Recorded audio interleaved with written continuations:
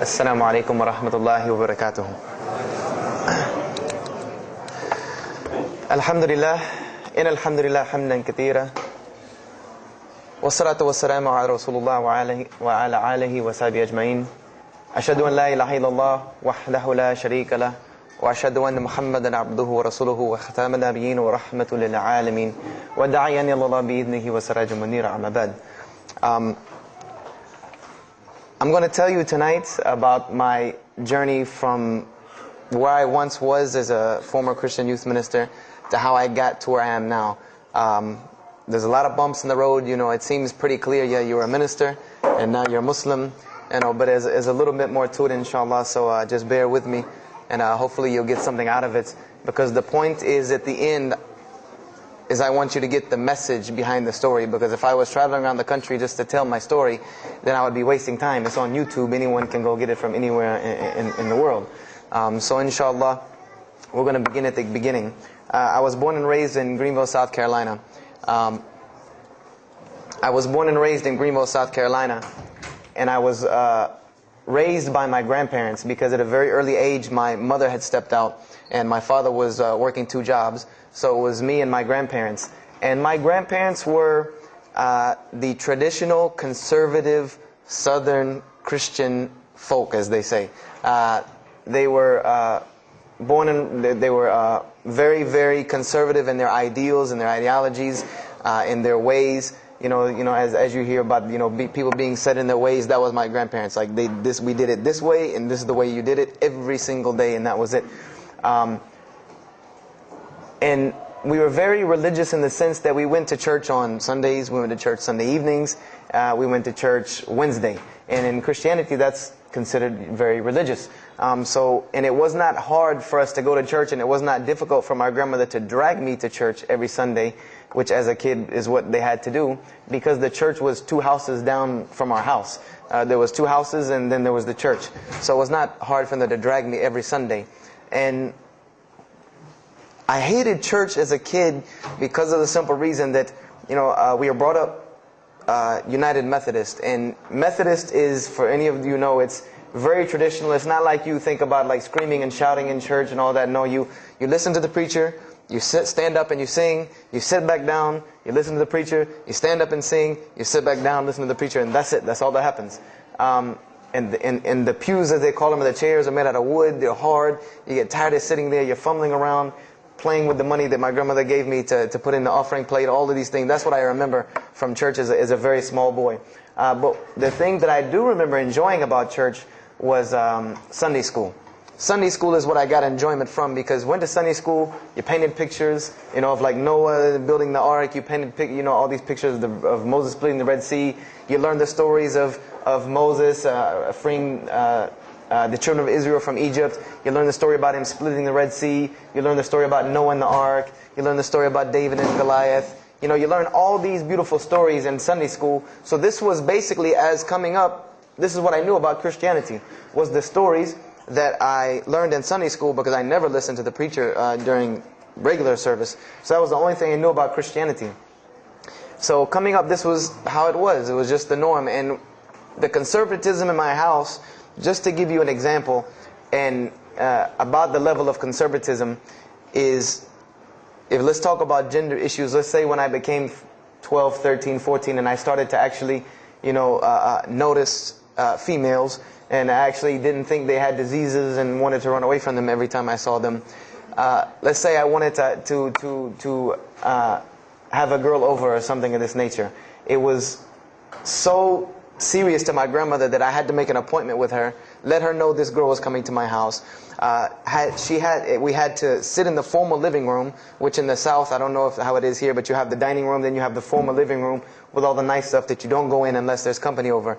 And my grandmother either had to be sitting in the same room with us or in the kitchen where she could see directly in the room. I mean, this is just how it was in my house.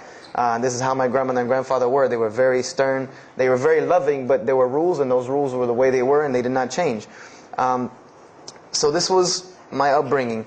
And I would say at about the age of 12, 13, 14, more along the age 13, 14, I started going to the Saturday evening youth services at my church that were for 12 and up.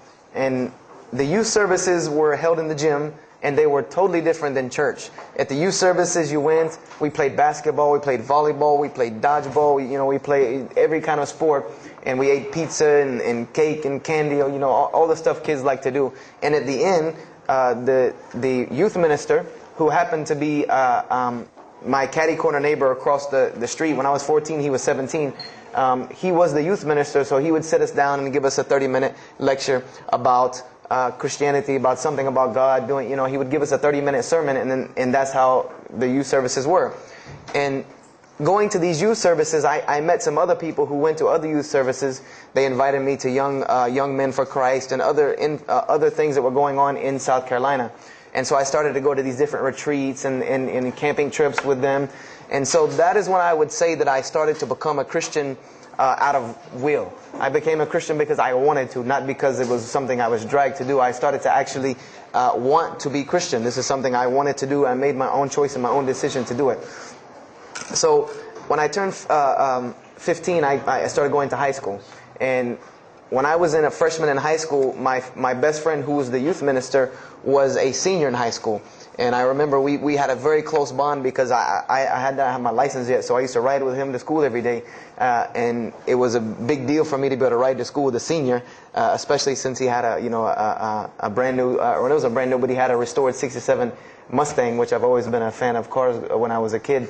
So we had a very close bond, and we were very good friends because both of our parents were very similar. They didn't let us do much. So we spent a lot of time with each other. And when I became a sophomore, he graduated and started to attend Bob Jones University. I don't know if that rings a bell with anyone, but Bob Jones University is a very prestigious conservative Christian college in South Carolina. It's probably the most conservative college I've ever seen. Because the Moody Institute is known as one of the most famous in this country, it's in Chicago.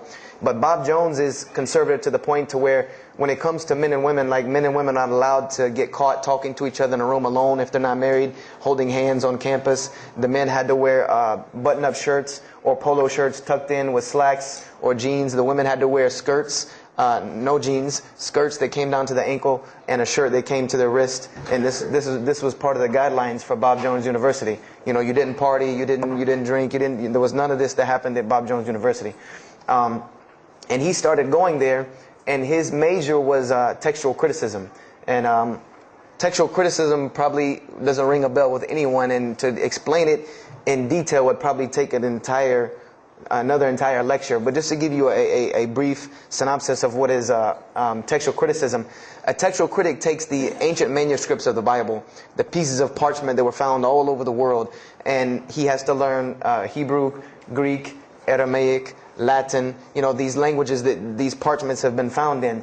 And he has to take these scriptures and try to find out where they came from, why there are variations in the many different versions of the same parchment. Let's say you have Matthew chapter 1 from the Bible. There might be 5,000 different variant readings of Matthew chapter 1 in 6 languages. And so he has to be able to take all these and sift through them, try to find out why there's so many variations of the readings, and then determine which one is the original.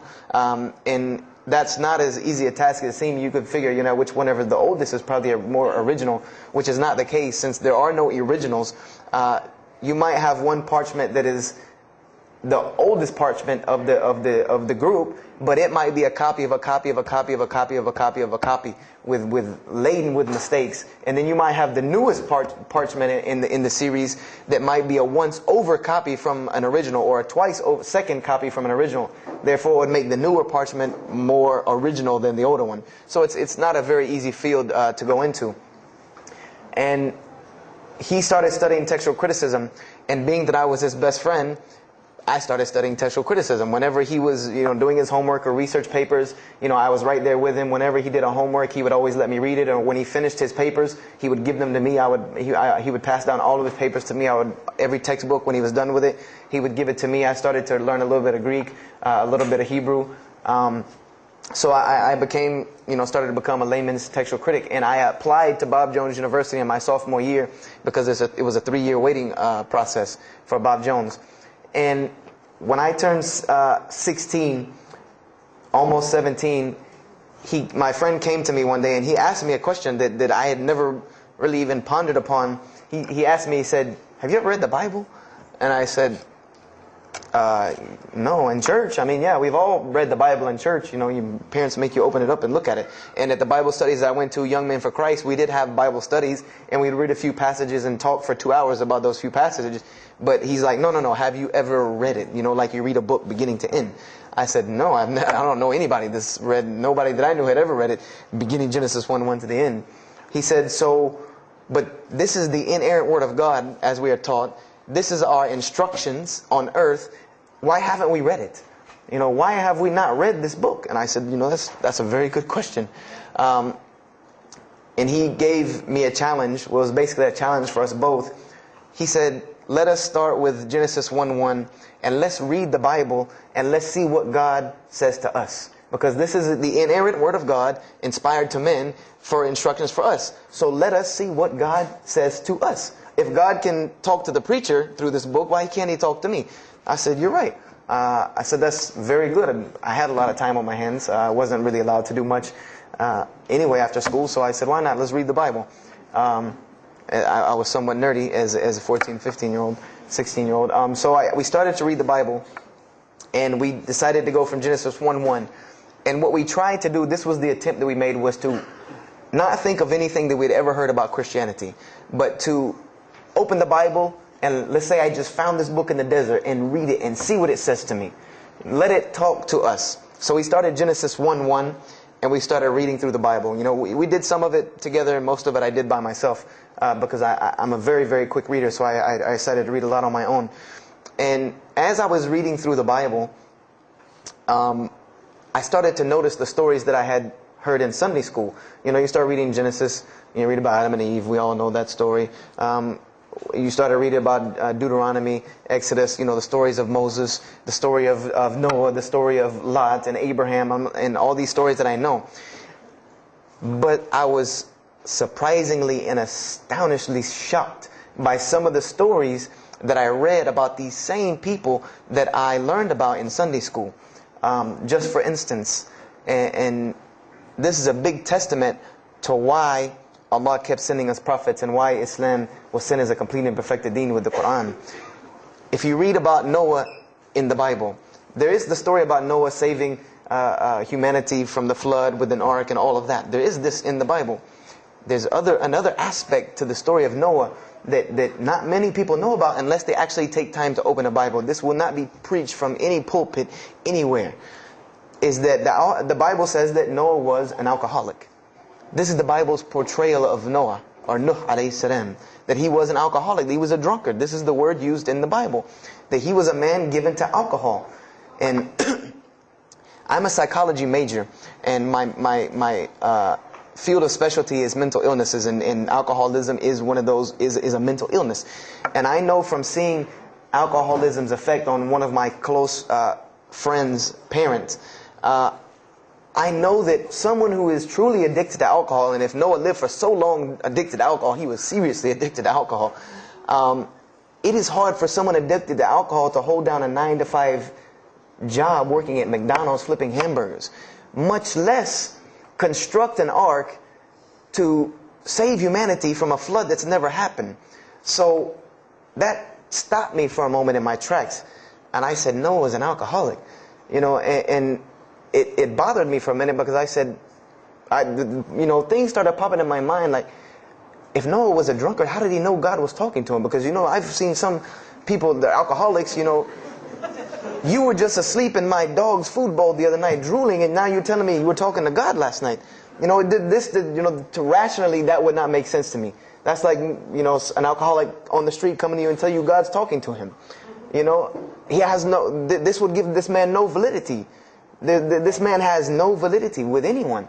So I didn't pay it too much attention. It caught me, but I said, you know what? I'm going to keep going, because there's one thing that you don't do in Christianity, and I'll tell you what it is in a minute when I started doing it. Then I came across the story of Lot, or Lut alayhi salam. And we all know the story of Sodom and Gomorrah in these stories, but there's another very twisted story in the Bible about Lot and his daughters.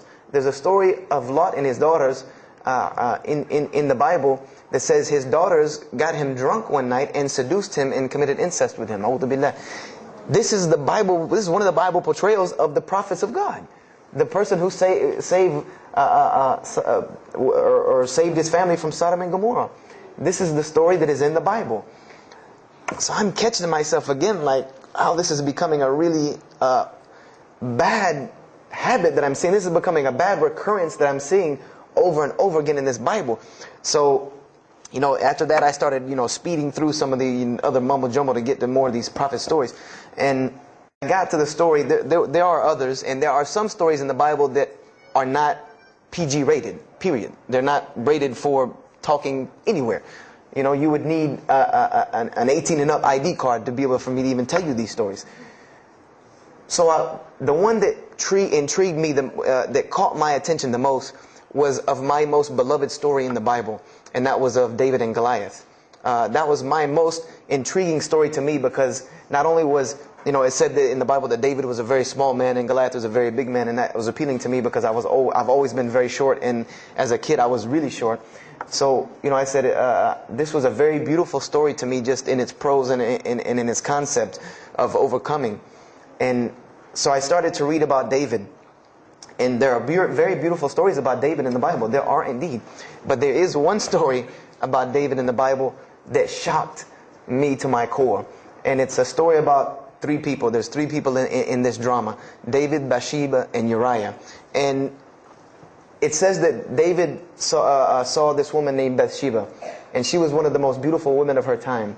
And she happened to be married to one of the commanders of his army named Uriah.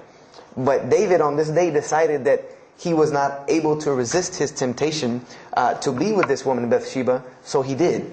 And he committed adultery with her. And knowing that he did this, the way that he decided to cover it up was he sent a letter to the generals of his army saying that when the battle was fierce, for everyone to pull back and abandon Uriah, so that he would be killed, and when he dies, then he could have Bathsheba, no harm, no foul. So David went from being the slayer of Goliath, the hero from man, to an adulterer, a plotter, and a murderer. And so this is when I really caught myself and said, hold on now. Something's wrong here. Something's got to give. I said, because to me, God's prophets in my mind were people of example. People who I could follow as an example. Someone who was supposed to be the best of us, so that we could follow them and emulate them. And they're turning out to be worse than some of the people that you see on America's Most Wanted. David is somebody that, if I only knew this about him from the Bible, I see him coming down the street, I'm going the other way and calling 911, because he has to have a warrant out on him for something. This is what I'm thinking in my mind. This man is not an honorable man at all. He killed Goliath, yeah, but he killed this other guy named Uriah to be able to commit adultery with his wife. So I committed the cardinal sin in Christianity. I started asking questions. This is the one thing you do not do in Christianity, is you don't ask questions, especially not about issues like this. So I went to my pastor and I started asking questions. What's going on here? Pastor, there's a very bad recurring habit about these men in the Bible. What is the deal here? And I remember he told me the same thing that almost every pastor or every evangelist or anyone I talked to about this, same answer, almost like it was programmed. They would put their hand on my shoulder and say, Brother Joshua, don't let a little bit of knowledge wreck your faith, because you're not justified by knowledge, you're justified by faith. And they would quote me verses like, lean not on understanding, Paul's, we're justified by faith in Jesus Christ. They would quote this whole line of thing to me like it was already pre-programmed, that they programmed in pastor school that people are going to ask you questions and here's the answer. So I said to myself, I don't know, Pastor, this just seems kind of odd. He said, let me tell you something. What you're reading is the Old Testament referring to God's covenant with the children of Israel. And they were a different people, a very stubborn, crazy people. So why don't you move on to the New Testament? In the New Testament, you'll find the new covenant that we're under with Jesus Christ, and I promise you things will change and be better. I said, okay, perfect. So I went ahead and finished and got to Malachi and then started with the New Testament. So I opened the New Testament. I said, here we go. Let's start all over again. But there were a few things that I had learned from the Old Testament that I wanted to keep in mind when I started to read the New Testament. I learned, number one, that God was one in a unique sense. This is what I learned from the Old Testament, that God was one in a singular, unique sense. This is over and over and over and over very clearly in the Bible. God's nature is one. This is so clear through the Old Testament. And that He was very jealous about His worship. And every single time the children of Israel would turn to something else other than Him, He would punish them and restrict their lifestyle. This is something that I learned. And it kind of, the similitude to me with how God dealt with the children of Israel was, and I hate to use this stark contrast, but it's almost as if one of us went out, God forbid, I hope not, and let's say we went out here and robbed a bank. You rob a bank, you're going to jail for a long time. And every day when you wake up, do you think that jail is going to look like the Hilton at LAX? No, I doubt it. It's probably dark, cold, bad food, orange jumpsuits, not nice people, the whole 9 yards. And the reason why this is, and I know this now from studying psychology, is that this is supposed to be a stark reminder every single day when this person wakes up that you are in jail. This is supposed to remind them every single day you're in jail because you committed a crime. And we run this, not you. This is the message that is being portrayed to this person in jail. So when the children of Israel kept rebelling against God, He restricted their lifestyle. If you study Judaic law now, it is some of the most strict religious law you can find. All of the good things that we enjoy as Muslims, even when it comes to dietary laws, like the good parts of the meat that we are allowed to eat, they can't have these things. These are things that are restricted from them. Why? Because God, Allah, wanted to remind them every day that I am Allah. I am your God. You will worship me. I run this, not you. And I understood this from reading the Old Testament. This is a concept I had come across. So I started with the New Testament, Matthew, Mark, Luke, and John. And one other thing that I did when I started to read the Bible was, if you go to Barnes & Noble, let's say you go to Barnes & Noble and you take a book off the shelf. What is usually the first thing you look at? The title. Then the next thing, the author. You want to know the title and the author. What is the name of the book? Who wrote it? And if you do this test with every single book of the Bible, you get a title and no author. Author unknown. Or author is appears to be so-and-so. Or we derive that so-and-so possibly written this. Like let's just say for Exodus, they say Moses wrote Exodus. Which if you read some of Exodus, he couldn't have written all of Exodus because the last part of Exodus is Moses' death, burial, and Joshua taking over the children of Israel. And now, unless Moses was a sure indeed prophet that was able to write things after he died, then he did not write these things. And so when you go to Matthew, Mark, Luke, and John, I wanted to know Matthew who, Mark who, Luke who, John who, because it's called the Gospel according to Matthew. The bad thing is that no one knows. No one knows because no one pinned their name down to these things. No Bible scholar in his right mind will tell you that we know for sure Matthew so-and-so wrote this, Mark so-and-so wrote this, Luke so-and-so wrote this, John so-and-so wrote this. It's factual information that we do not know who wrote these. So I was intrigued. I'm like, that doesn't, why would somebody write this book that's supposed to be passed down over generations and people are supposed to, this is the inspired word of God to guide mankind, and nobody decided to pin down who wrote it. But anyway, I started to read it, and I started to notice things about the teachings of Jesus Christ. And they were not what I had learned in church. When Jesus spoke, He spoke of the nature of God. And when He spoke of the nature of God, it was the same nature of God that I found in the Old Testament. Jesus said many times that God is one. God is unique. He would even quote from the Hebrew Scriptures. Hear, O Israel, the Lord your God is but one. When He was asked, what is the greatest commandment? Or He was asked the greatest commandment. He said the greatest commandment, and every Muslim should understand these two concepts. This should be nothing new to you. The greatest commandment is to love the Lord your God with all your heart, with all your might, with all your strength, and then to love your neighbor as you love yourself. He said the rest hang on these two, which we know in Islam we have rights of the Creator and rights of the creation. So this was the concept that He was teaching. And he even said in 1 John 5:17, and this was more clear to me than anything else can be. This is life eternal, that they may know you, the only true God, and Jesus Christ, whom you have sent.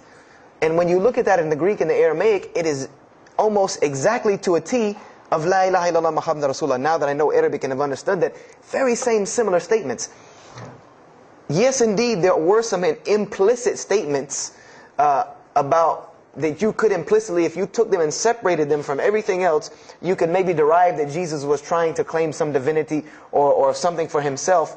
But I also know from doing psychology, and I did a little bit of law too, that an implicit statement cannot override an explicit statement. An explicit statement always takes precedence.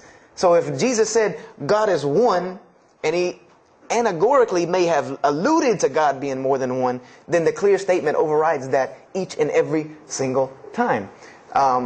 So this is what I found through the New Testament. And I also found that Jesus taught salvation. But his salvation that he taught was obeying God and following the commandments. This was his mode of salvation. One man asked him, "Good master, tell me how I can inherit the eternal life." He said, "Follow the commandments." Follow the commandments. He even, in Matthew, was so sincere about it. He said, "Whosoever shall follow the least of these commandments and teach men to do so shall be called the greatest in the kingdom of heaven. But whosoever shall break the least of these commandments and teach men to do so shall be called the least in the kingdom of heaven." So this I understood very clearly, that Jesus taught the same nature of God that was in the Old Testament. He taught that the salvation lied in worshiping God and following the commandments. This I understood. Matthew, Mark, Luke, and John were very clear about this. You know, there were other things, the only begotten Son, you know, but these things were not in red letter, so I did not give them as much weight as what I did to the actual words that Jesus Christ was saying out of his own mouth. So I read Matthew, Mark, Luke, and John. All of it was saying the same to me. I said, and I was thinking to myself, this is not what I was taught about Christianity. You know, you're taught that God is 1 in 3, 3 in 1. You know, 1, 1, 1 equals 3. You know, Father, Son, Holy Spirit. Jesus died on your cross to forgive your sin. You know, and there was another thing that I noticed from the Old Testament, and this is a beautiful lesson to Muslims, because you're asked this all the time, especially when it comes to dawah. And I never put 2 and 2 together until I learned Islam and then read the Bible one more time. Is I wanted to know why the Jews wanted to crucify Jesus so bad. Why so bad? They could have just mobbed him anywhere and killed him on the street. It's not like he had clans like the Arabs that would have come and backed him up. I said, why didn't they just kill him? You know, why were they so strict and sincere to tell Pontius Pilate, you got to kill him and you need to sanction it? We can't do it, but you need to sanction it to kill him. And now I understand it. Was that Jesus had a mission, and that mission was to share God with the world. And Paul even kind of tells on himself in his book of Galatians as to why Jesus was meant to be crucified, or the Jews wanted to crucify him. Paul said that the crucifixion is the stumbling block for the Jews. And he explained in Galatians that Jesus Christ, and this is how he tried to roundabout explain it, was cursed for us, to remove us from the curse of Allah by taking this curse upon us. For it is written, and he quoted the Old Testament, everything that hangeth on a tree is cursed. So I went back and studied the Old Testament and Judaic law, and I realized that people who were crucified, that was considered a curse upon them. You had to do something pretty serious to get crucifixion, because it was considered a curse from God. It was part of their law that when someone is crucified, that person is cursed.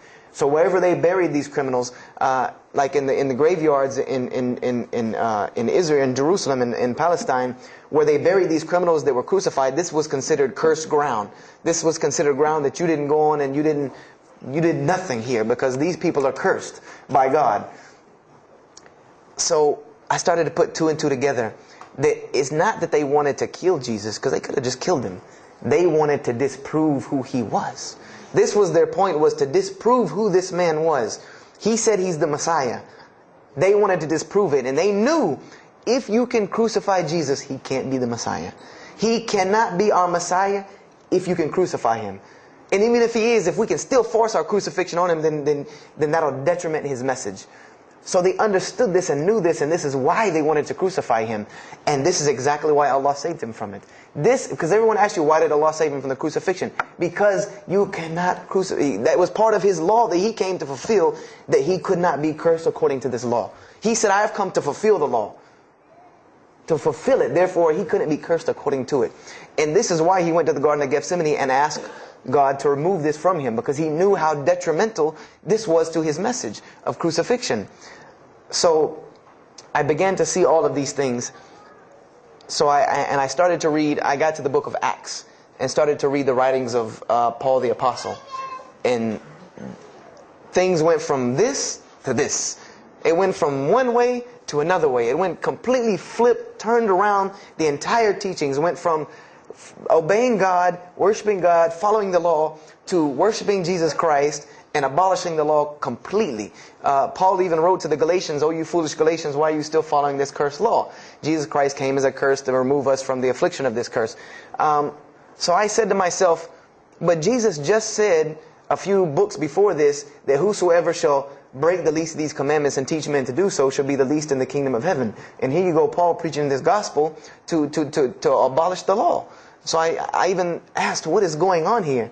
So I started asking my pastor, and my pastor said, now you're getting into deep water. You know, now you're starting to question the New Testament. You really have some issues. You know, they even thought that I might be, you know, possessed and all kinds of things. So I had a very big conflict going on inside of me, and my friend took me to his textual critic teacher, his professor. And what this man told me probably wrecked my faith in Christianity. And I always say, I doubt he would be very happy me traveling around the world telling people that a Christian professor from Bob Jones University wrecked my faith in Christianity. But he did. Because what I asked him was, what happened to all these contradictions? You know, in the Old Testament there are many contradictions. If you study Hebrew language, you'll understand that when you read some of the Old Testament or the Torah, that there are some parts of the Torah that you can see is the most beautiful Arabic that you can see, the most beautiful Hebrew that you can see, just like when you read the Quran. It's very beautiful Hebrew. And then 2 chapters later, you'll see Hebrew that looks like a broken 3-year-old who is trying to scribble some Hebrew down. It looks very colloquial, very dialectic. You can tell it's not the same person speaking. So I went and asked him about all this stuff I saw. And he told me, he said, what you have is a book written by men over centuries and centuries and eons and eons. And he says, and this book started as an original that was copied and copied and copied, and somebody added a mistake, and somebody came behind him and corrected that mistake and added 2 of his own. Someone came and copied it and skipped a line and added a line where it wasn't supposed to be. And then someone else came and copied it and took it to his country, and in order for it to fit well with the doctrine they were teaching, he would cross out a dot here or cross out a word here or change a word here so that it would fit with the theological ideas of this part of the world. And he said, and after all these years, you have a book now that is compiled from all of this, written by the hands of men that still have men's fingerprints left on it. And that's what you have. You have an imperfect book that is only perfected through faith. This is exactly what he told me, that this book is perfected through faith. You cannot perfect it textually. It's not a textually perfect book. Those who believe in it by faith. And so I said, here we go again with this faith thing.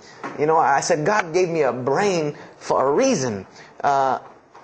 If he did not want me to use it, he would remove this reason and logic part of my brain out and replace it with more faith. So, you know, and I was of the opinion, you know, as the saying goes, my grandmother didn't raise a fool. I'm no fool. You know, I said, I can't believe in this. You know, I mean, this book I've been taught is the inerrant word of God, and you're just telling me that it's a book of errors that's only perfect through faith. That's like me taking a 1982 Datsun all beat up and say, if you believe, it can be a Mercedes. If you believe. You know, that would make no sense. You can't take a car to the car dealership and say that. No, if you really believe it, if you look at it right, it's a Mercedes. So I said, no, you know, this is a book full of errors. And God's religion is perfect. If God has a religion, it's perfect. If he has a book, it has to be perfect because he is perfect. So I left Christianity completely. And I decided that I was, I had learned some concepts from the Bible. God was one. You couldn't fool me of that. I had also concepted that there should be nobody standing between me and God, because He created me without permission from anyone. Therefore, I don't need to be taking permission from someone to go to Him. If I had to be forgiven for something, it should come from Him, because on the day of judgment, it's going to be me and Him alone. And I didn't know about God's prophets yet. I had my doubts and persuasions about that. So I decided to start searching other religions. I went back to Judaism. I studied Judaism. I found the same thing that Jesus taught about two spiritual Jews that leave the law, and Jews that were so caught up in the law that they left no room for spirituality. I studied Buddhism, Hinduism, Taoism, Confucianism, Wiccan, Bushido.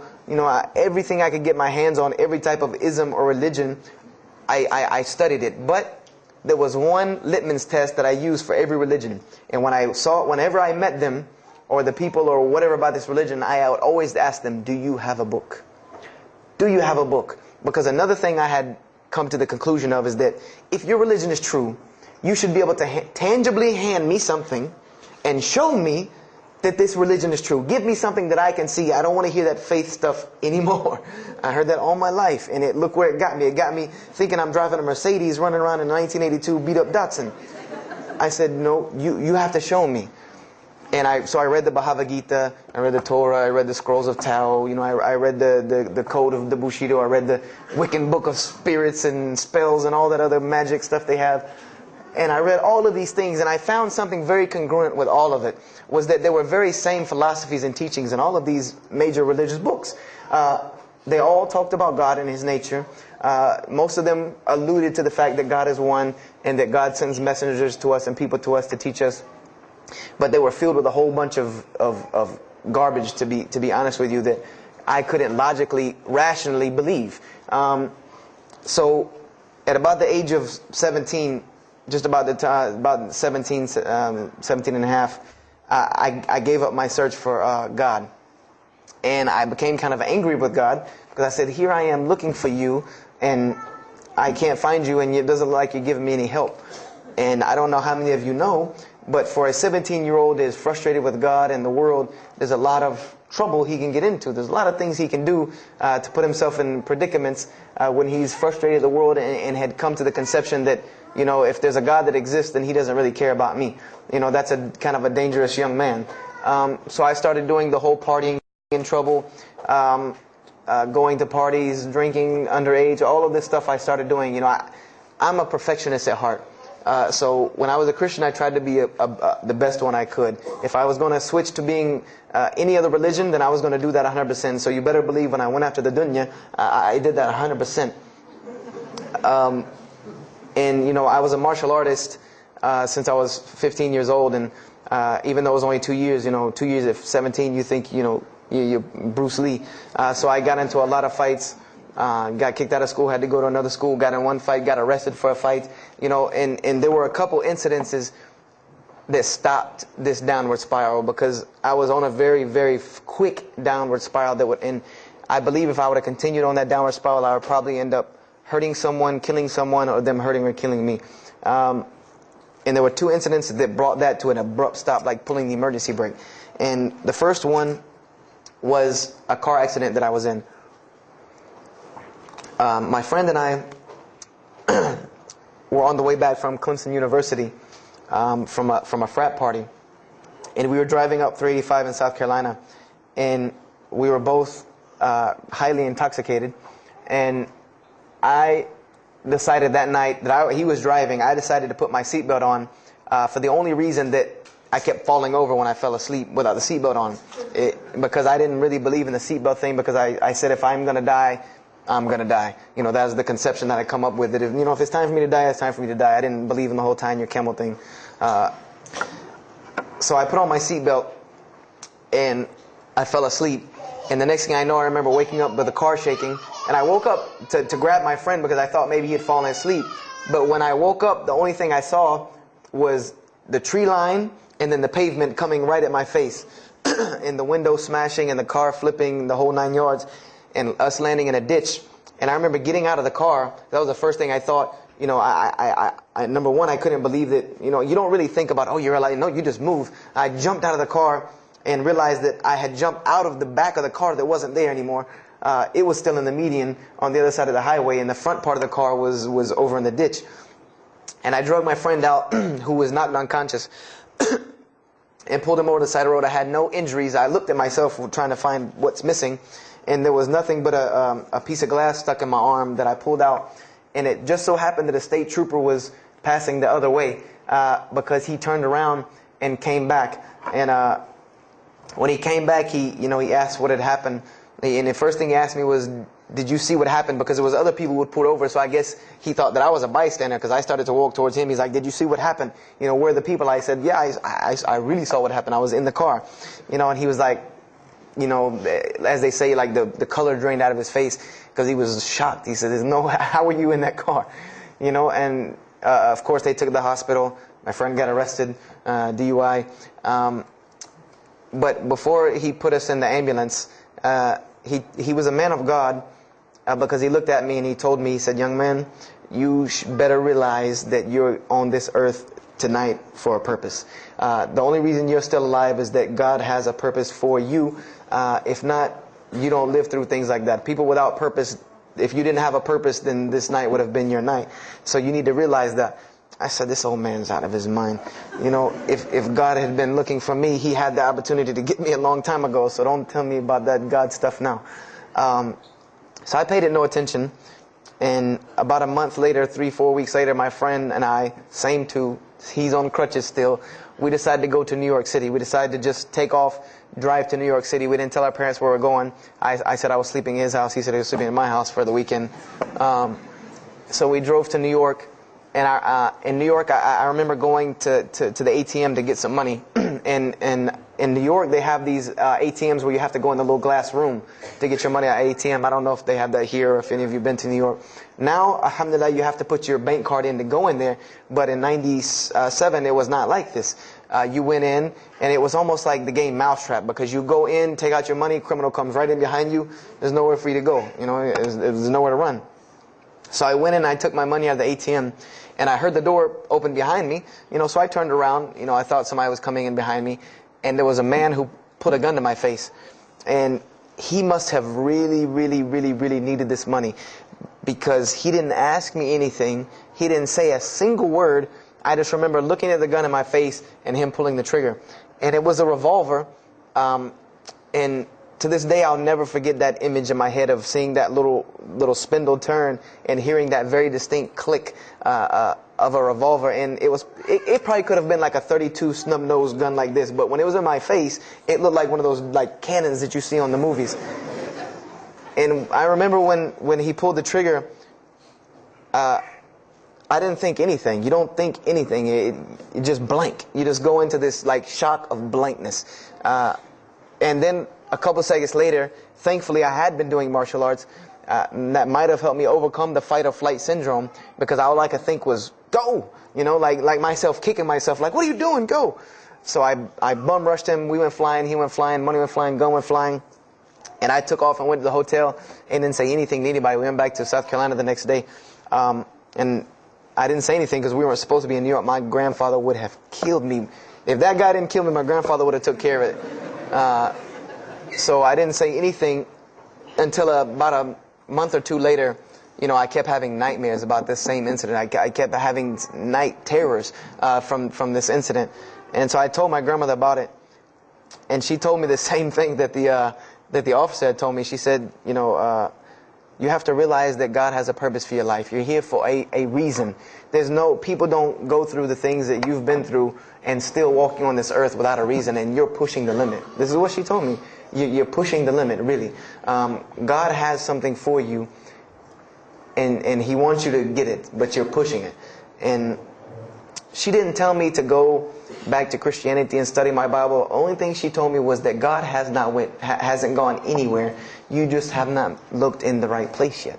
And so I decided to put myself back together. You know, the car wreck, the gun thing, the getting arrested for fighting, like all of that, like really made me stop really quick and think, that I need to get my stuff together. So I became an agnostic, someone who I believed in God with no form of religion. I prayed to God on the floor on my hands and knees, because this is how all the books of God, this is how the Bible, the Torah, the New Testament, the Bhagavad Gita, all of these scriptures that I ever read, they said that this is how the men of God prayed. And it was during this time that I did read one book about Islam in the public library, because I had never heard of Islam ever. But I remember I was looking in the religious section in the library at school, and there was a book about Islam, and or it was in the library, the public library, and I remember it was some title like "Why I'm Not a Muslim," or some, one of these titles that was propagandistic against Islam, but I had no idea. So I just took the book and I read it, and I remember it said that Muslims, Moslems, and any of you knowing Arabic knows that's a very derogatory word. A Muslim is someone who oppresses someone else. That's a very quick sleight of the pen that was used in the past for a very real purpose. It said that Muslims were people who worshipped a moon god named Allah, who lived in a box in the desert in Saudi Arabia, and they were oppressive to women. I remember there was a whole chapter about how they could have 4 wives and as many as they want, actually, because they could marry 2, divorce 1, get 3 more. This whole, and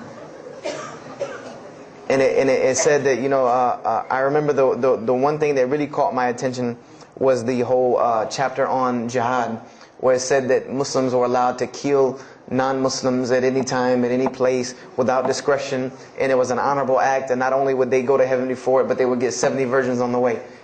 So I closed the book on Islam, put it back on the shelf, and marked off Islam off my little list of religions, and said thanks but no thanks, and if I ever see a Muslim, I am out. And I said I'm pretty safe in Greenville, South Carolina. I had never seen a Muslim ever. So I said, I don't have to worry about running into no Muslims, thank God. So, I started, just worshiping. I tried to just be a good person, pray to God, ask Him for guidance, try to be a genuinely good person.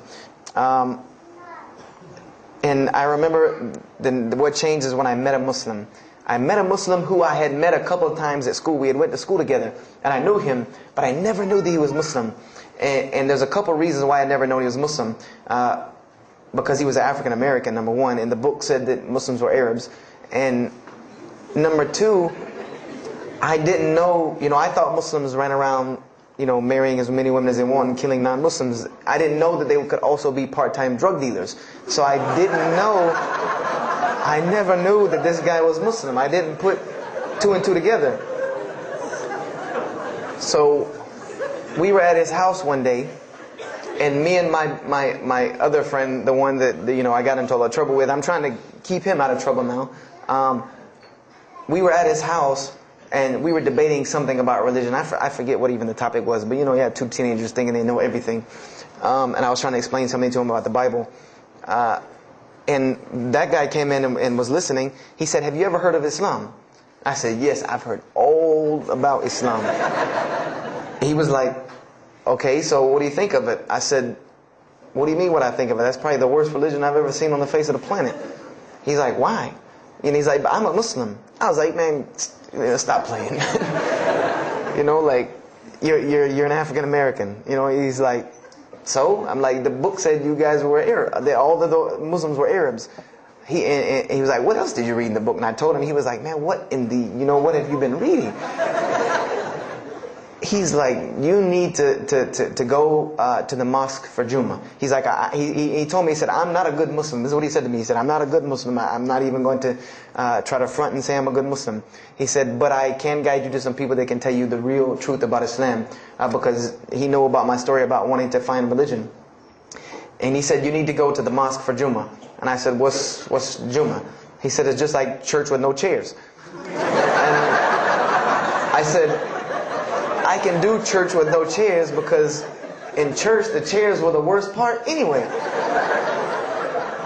Because they had these hard benches that you sit on that are like this, and they're so hard. I said, "That's good. You sit on carpet? Wow, man, every church should be like that." And I said, where's the mosque? He said, it's on Wadehampton Boulevard. I said, where on Wadehampton Boulevard? I lived on Wadehampton Boulevard. I lived right off of Wadehampton Boulevard.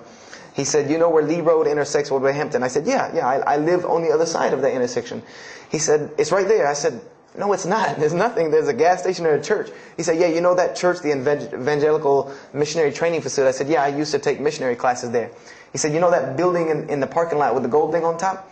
I said, the gym? And he was like, no, that's the mosque.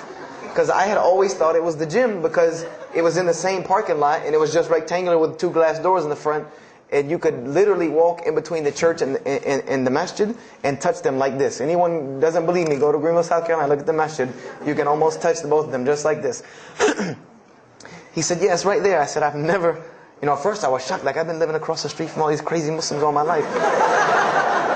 I said, I never knew. And he told me to go to Jummah, and I asked him what time. He said he would meet me there at 1 o'clock in the afternoon on Friday. So I said, okay. I went on Friday. And I'm waiting outside for him. I'm not going inside. That's not happening. And I'm seeing all these people going in. And at this time, it was a predominantly Indo-Paki Arab masjid. Anyone who went in was not American, period. And I did not see even one African American going there. And I did see one. And then when he went in, I heard him talking in a dialect that I realized he was probably from Africa. So I said, he's not American.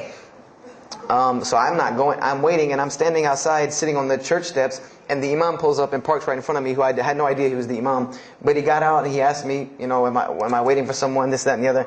And I explained to him. He said, oh yeah, we know this brother. You don't see him that much, but we know who he is. He said, I'm glad you came. He was a very, very nice, gentle young man. And he invited me into the mosque, and I kind of wanted to wait on my friend, but I didn't want, at the same time, I didn't want to tell this man I don't want to go in. So I went in, and they put me in the back and gave me a chair anyway. And I said, I came to sit on the floor. And they gave me a chair anyway, and all of these people are piled up in front of me. And there's no Americans here. And I'm starting to wonder, if this is a setup, because it's starting to smell like a setup to me. Because in my mind, I'm like, you've been set up before, and this seems kind of like this. So, and I'm starting to think in my head, scenarios, a young mind at play. I said, this other guy, my friend, he probably was in the same situation like me, and he probably made a deal with them to get out as long as he brought other Americans and tricked them into coming to the mosque so they could do their jihad after Jummah and get their 70 virgins. So I'm sitting here, and there's all these people in front of me, and then there's a curtain with all these people behind me making noise, and I have no idea who's back here. So I'm stuck in the middle of this. I hear that it's some women, but I don't, there's a curtain. I have no idea. So I'm like, there's something very odd about what's going on right here. I'm like, just let me make it. I'm starting to look for the exit. I'm like, calculating how many people are between me and the exit. I know some martial arts, so I said I'm going to hit a couple of them, and I'm out. And then the imam came, and I just now realized that he was the imam because he got up on the minbar, and they started to call the adhan. And, I said, okay, that man seemed nice. He seemed genuinely nice. So I felt a little more comfort.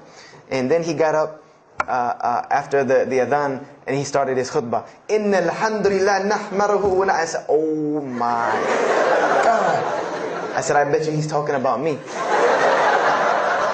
And he's being forceful. He was getting loud and banging on the minbar, and he's pointing in my direction. I'm like, oh man, I got to get out of here really quick, I said, well, I'm going to take my chances with the women behind me. I'm going through the curtain. And then he started to, when he got done with his Arabic tirade, he started to explain it. That verily all praise belongs to Allah alone, or God alone. In Him do we worship, in Him do we seek help and assistance. We seek refuge with Him from the evil that lies. He explained what he said in Arabic, and it sounded to me so beautiful. It was very, very beautifully prosed, what he said, and I wanted to know where he got that. I said, where did he get that? Because it was only about God and about the nature of ourselves. All of us should know that the beginning of the khutbah, and he quoted the 3 verses from the Quran. O you who believe, fear God as He should be feared and do not die, and instead of a state of submission to Islam. He was a very wise man because he translated everything. It was almost as if he knew I was there and translated everything for me. I remember to this day what the khutbah was about. And I don't know if he did it because I was there, or if that was his already planned khutbah, but it's almost as if it was meant for me. The khutbah was that, the title of it was that the forgiveness of Allah is open to anyone at any time, at any place, no matter what, unless they have committed shirk. And the prose of the khutbah was a very long hadith. A very long hadith that some of you will know. And just to make it short, it was the hadith where the Rasulullah ﷺ met Angel Gabriel or Angel Jibreel, and Angel Jibreel was telling them to tell him that if the Muslims commit this certain sin, to tell them that Allah would forgive them. And every time he would tell the Muslims, they would say, okay, well then what about this sin? And he would go back and meet with Angel Jibreel, and he would go back and come back and say, tell them that Allah will forgive him for that. And this discourse happened, for many different sins. And then finally Angel Jibreel alayhi salam said, tell them that Allah has said, no matter what they do, even if their sins are compiled, like the oceans are from the east to the west, as long as they have not associated a partner with Allah, tell them that Allah will forgive them. And I remember he told me that, or he said that, that the door of repentance to God is open as long as you have not seen the angel of death or the sun hasn't risen from the west. I didn't really understand the sun risen from the west thing at that time. But, and he said that, God's forgiveness has to come from God alone. And this was the whole premise of his khutbah, was on forgiveness and tawbah. And I was saying to myself, these are all of the same concepts that I had formulated through reading the religious scriptures myself. And I'm asking myself, where did he get this stuff from? Where did he get all this? And he started using names like, he used the name Ibrahim alayhi salam, he used the name Musa, and I'm like, he translated it to Abraham and Moses. I'm like, where did he, where is he getting these? These are names from the Bible, I know these people. And so after the khutbah, they started lining up for the prayer. And I got apprehensive because everybody's getting up in front of me and blocking my exit from the door. And so I guess one guy in the back saw me, and because I had to move back a little bit, he said, we're about to pray. And I said, pray to who? And he said, to God. I said, which one? And he said, the one that created the heavens and earth. The same one that's in the Bible, the only creator of the heavens and earth, the only God. I said, yes, I know him. And so the Imam started to pray, and when he recited the Quran, I know it sounded very intriguing. I had no idea what it was. But then when I saw Muslims bow and prostrate on the floor, verses and verses of every religious book that I had ever read started ringing off in my head, that this was the way men of God prayed. And the first thing that I could think of in my mind was, this is worship. That's what I said to myself. This is not prayer, because prayers are asking God for something. These people are worshiping God. So I said to myself that you've written this religion off way too easily. I thought I was a much more open-minded person than that, and I was ashamed of myself that I had written it off with just one little book. I had put all this studies into the other religions. I read this one thing about Islam and was done. So I went to the Imam after Jummah. He talked to me, and I would have to say that I was probably a little bit rude with him.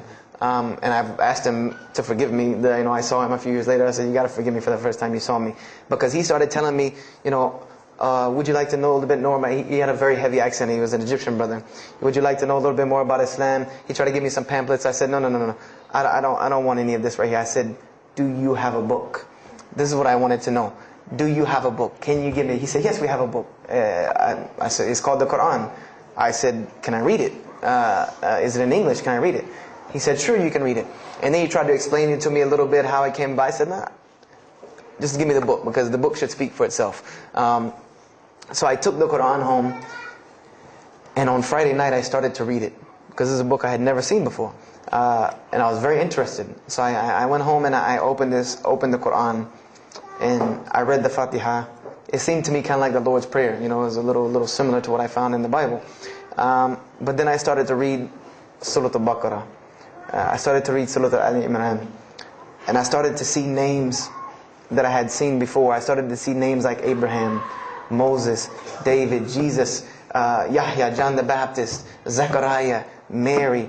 And I said, I know all of these names, but there was something different about these people in this book.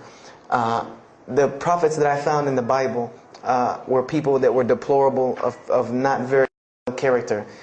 These same men in the Quran were someone who were at the highest echelon of moral character and moral fiber. They were someone that was an example to be followed because they lived the message that they preached. Therefore, they were able to be followed and emulated. So, I read all of these chapters and I read the story of Jesus, peace be upon him. Because when I saw the name Jesus first, that really intrigued me. I wanted to see, what does this book have to say about Jesus? And I read the story in Ali Imran, and I read a story in Surah Al-Maryam. And it was more beautiful than anything I had ever read in the New Testament, or any nativity story that I had ever heard. It was more beautiful than that, times 10. I remember the only thing that I could capture in my mind was the miracle of how, because in the Bible you never really figure out the conflict of how Mary gets over this finger pointing at her about her coming with a baby and she's not married. There's no real end to that. There's no real defense for her from this in the New Testament. But the Quran is so explicit and so clear that Jesus' first miracle was to speak from the womb, to speak as a baby and defend the honor of his mother. Something that you cannot deny. Something that you cannot deny about her, who Mary was, when you have this baby speaking on her behalf. So I would say I read the Quran entirely in 3 days. But that first night, after I had made it through Surah Al-Imran, my heart was already given to this book. I didn't know what it meant to be a Muslim. I didn't know how to be a Muslim. I didn't even know what that meant. But I knew that whoever it was that followed this book, I wanted to be like these people. I wanted to be like the people that I read about in this book. These were people I could follow. These were prophets. This was a book of guidance. And this was something that the book is calling and appealing to me. That if you don't believe in this book, you never see that. I've never seen this in any other scripture. The direct challenges that are in the Quran, that if you don't believe this book is true, put it to the test. Put it to the test. And this was something that was so astounding to me, that God is telling you over and over again, if you don't believe this is the truth, test it. Bring me something else like it. Test it. Put it to test. If it was written, if there was more than, all of the analogies about God, everything was so logical, so rational, so reasonable in my mind that it was like 2 + 2 = 4, and that was it. There was no 1 + 1 + 1 = 3, egg, yolk, water, fight. There was none of that foolishness. The Quran was very direct and very straightforward in its teachings. So I gave my heart to Islam that night in my living room, reading the Quran, and I cried and cried, that I had been looking for the truth all this time, had searched all this way, and it was right across the street from my house. And so I went back on Monday to accept Islam and ask these Muslims where in the world they've been all this time. And I go ready to go in there and do my thing, and I go and the masjid is locked. And because they only came on Fridays and for Isha during that time, and I didn't know. So I said, okay, I guess I have to come back on Friday, because every time I passed by the masjid after that, it was always locked. So I came back on Friday and I took my shahada, and as they say, the rest is history. But I don't travel around the world, and this was in December of 1998. I don't travel around the country and the world telling my story, just for the entertainment value. Even though I've been told it does have some entertainment value, I don't tell it for that person for sure. If that was the only reason, then you could just get it off of YouTube and it was the same exact story. I'm going to finish with this, and I hope you can give me 10 more minutes, inshallah, to tell you why I go around telling my story. I tell my story to let everyone realize that there are millions and millions of people just like me. Just like me in 1998, searching for the truth, can't find a way out. There are millions of people. There are probably millions of people in California, hundreds and thousands, if not millions, right here in in Orange County and Los Angeles in the Southern California area, that want to know the truth, that are tired of hearing the same garbage preached to them over and over again, tired of this shaitan box telling them the same thing over and over again, tired of the world being in the condition that it's in, tired of their life being in the condition it's in. And we as Muslims have the solution to every single one of their problems. And guess where we keep it at? Right here inside the masjid. Right here inside the masjid, we have all of this truth. We have the solution to every problem in the world. You want to solve the world hunger? The problem of world hunger? Islam has the problem. You want to solve the problem of world poverty? Islam has the answer. You want to fix the economic situation of this country? Islam could fix it tomorrow.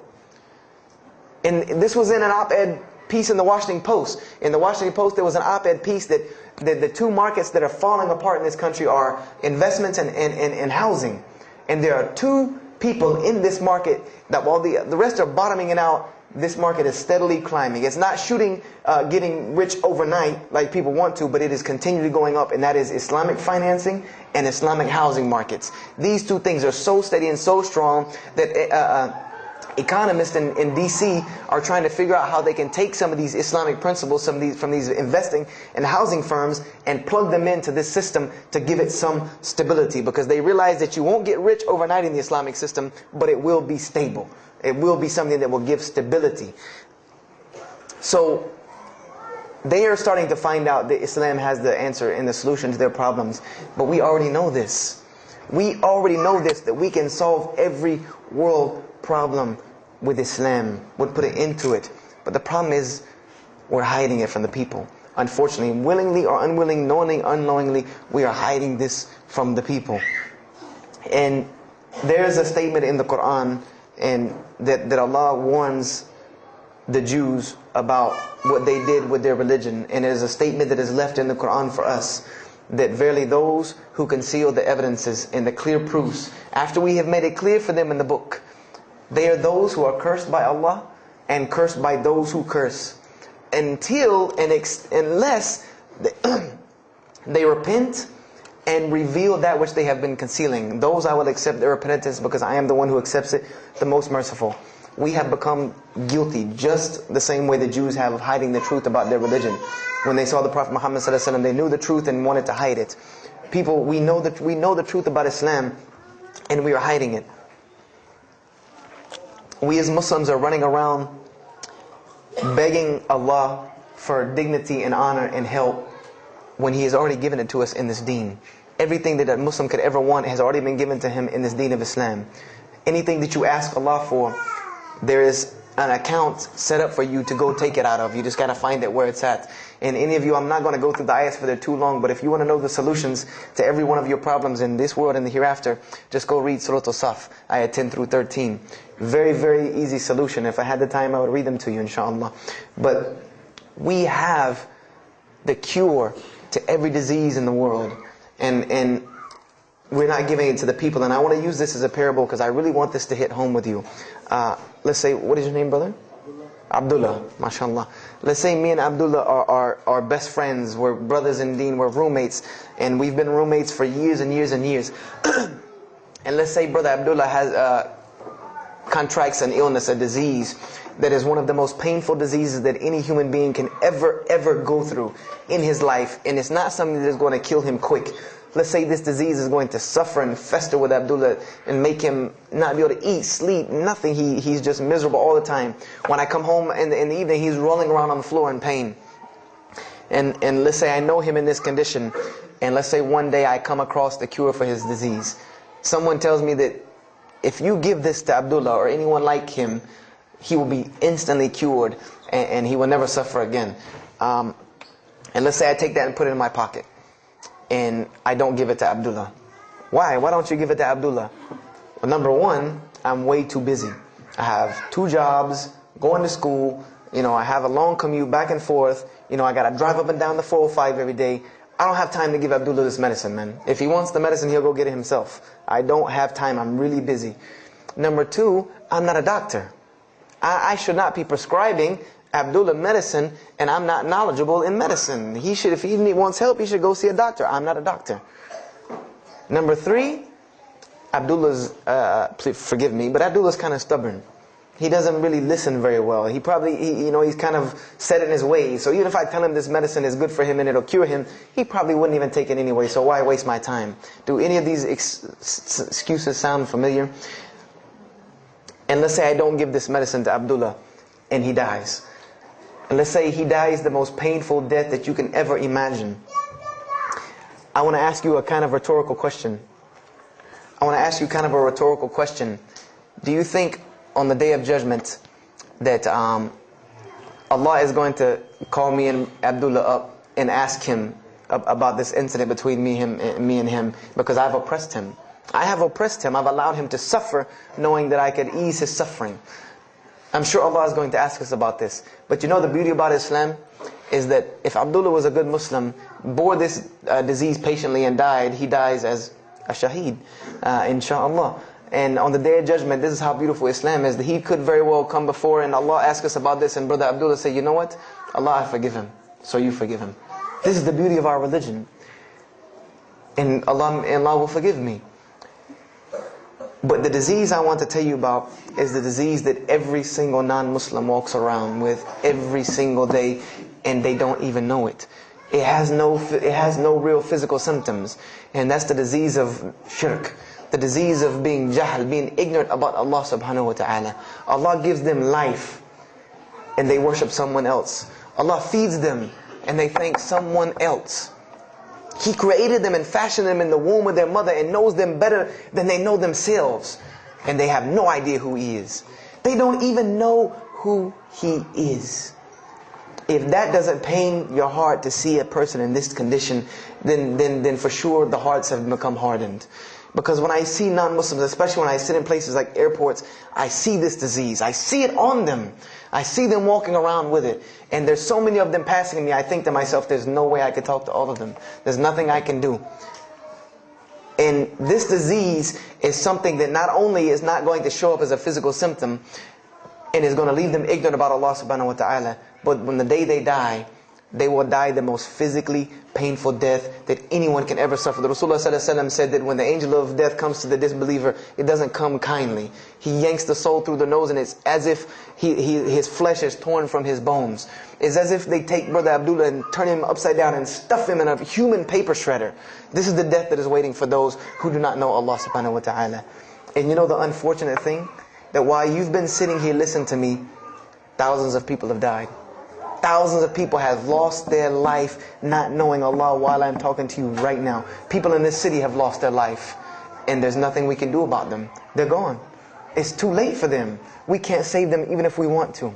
And that's a deplorable, deplorable, sad, sad fact that we can't save them. But there are many, many, many, many who we can save. And that all that takes is us taking this light of Islam we have and showing it to the world. There's a statement in the Bible, and I finish with this. Whether Jesus alayhi salam said this or not doesn't matter, because this statement is one of the most profound statements that has been somewhat of a focus for me in my mission of da'wah. It is said that no one would bring a candle into his home and then place a bucket on top of it, because then no one would benefit from the light. No, if someone would bring a candle in their home, they would set it on the table in the middle of the room so that everyone could benefit from this light.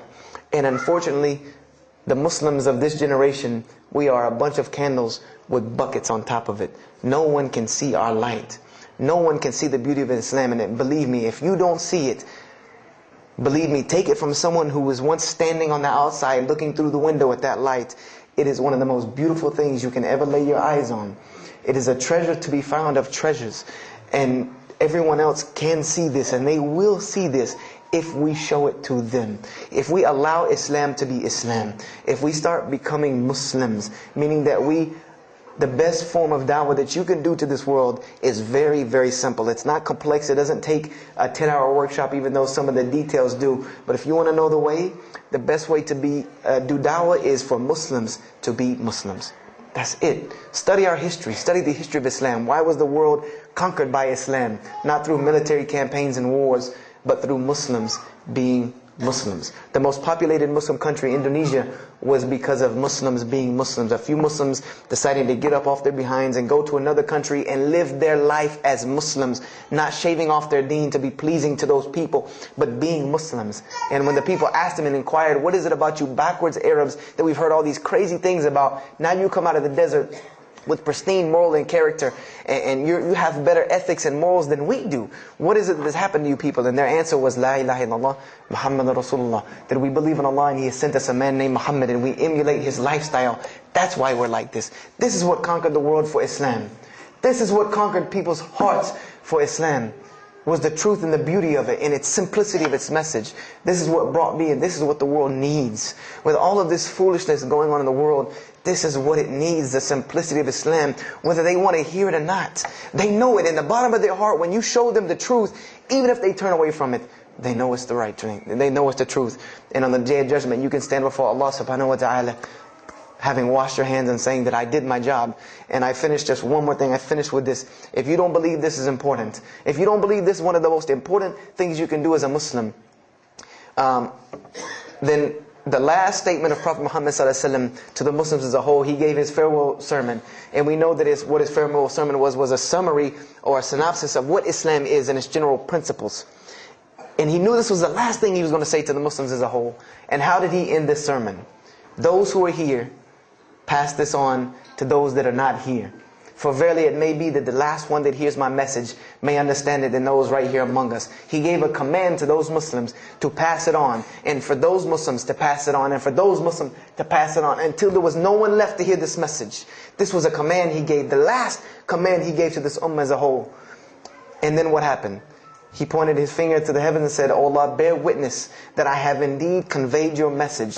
And upon saying this, what happened? Allah revealed the surah, "This day I have perfected for you your deen, and completed my favor for you, and chose for you Islam as your religion." And the last statement that Prophet Muhammad ﷺ gave to us before this was revealed was that we must pass this message on. He gave us that duty. He took that duty that was only reserved for prophets. No one else, no other. If you don't believe me, go read Surah Al-Bayna about what was commanded of the other nations. No other nation was given this opportunity and blessing to pass on this deen except us. Because there are no more prophets coming. So the job falls on our shoulders. Qurans are not going to fall out of the sky and hit people when they're walking down the street. This job has now become ours. And just like if the Prophet Muhammad ﷺ had not done his mission, he would have been accountable before Allah. If we do not do our job of spreading this message of Islam, we will stand before Allah on the Day of Judgment. Don't be the person standing before Allah on the Day of Judgment and your neighbor that you've known, your co-worker that you've known 10, 15, 20 years come and find you and tell you, you knew this day was coming. You knew this day was coming and what was going to happen to me, and you did not say anything to me. And those people will complain to Allah about us. They will complain to Allah about us. Because we have the truth right amongst them, and we're not giving it to them. We need to stop hiding it in our masjids, in our homes, in our hearts, and we need to give it to the people. It's beautiful, trust me. Just hand it to them. Just hand it to them.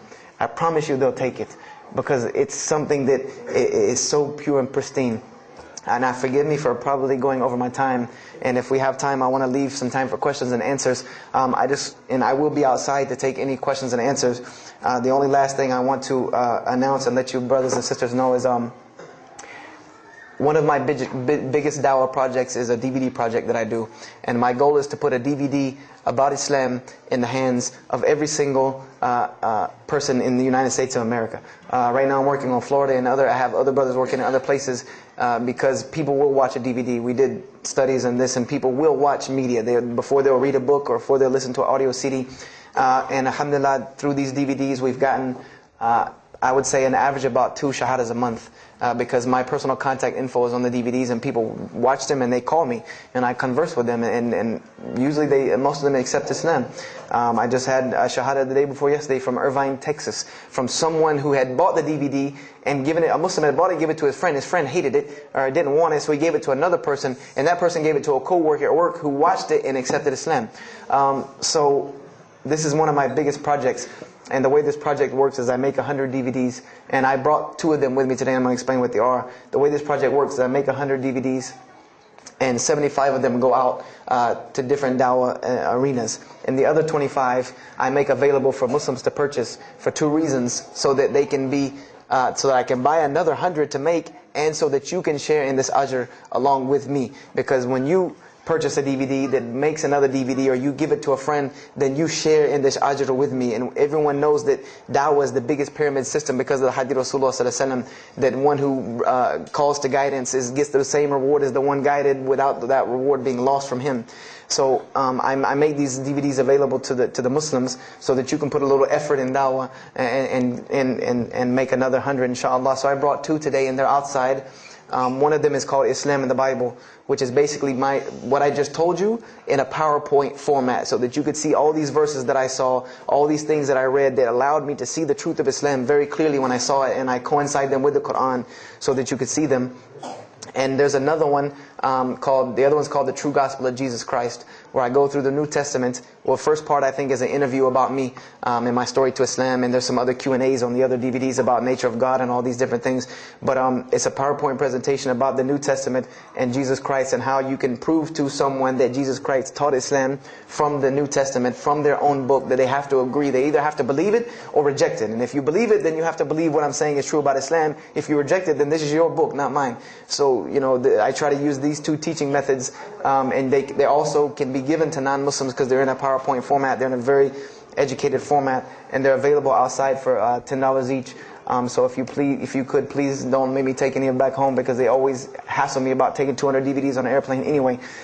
So please come and get them. And if you have any questions, my contact info is on there and everything. If you have any more questions for me, and my website and everything. I thank you for your time. And if anything has been of benefit, know that truly all good comes from Allah subhanahu wa ta'ala. And if anything that I have said is incorrect or hurtful or shameful, know that indeed that comes from my own nafs and my own lack of understanding. أقول كذا هذا واستغفر الله لي ولكم فاستغفروه إنه هو الغفور الرحيم. السلام عليكم ورحمة الله وبركاته.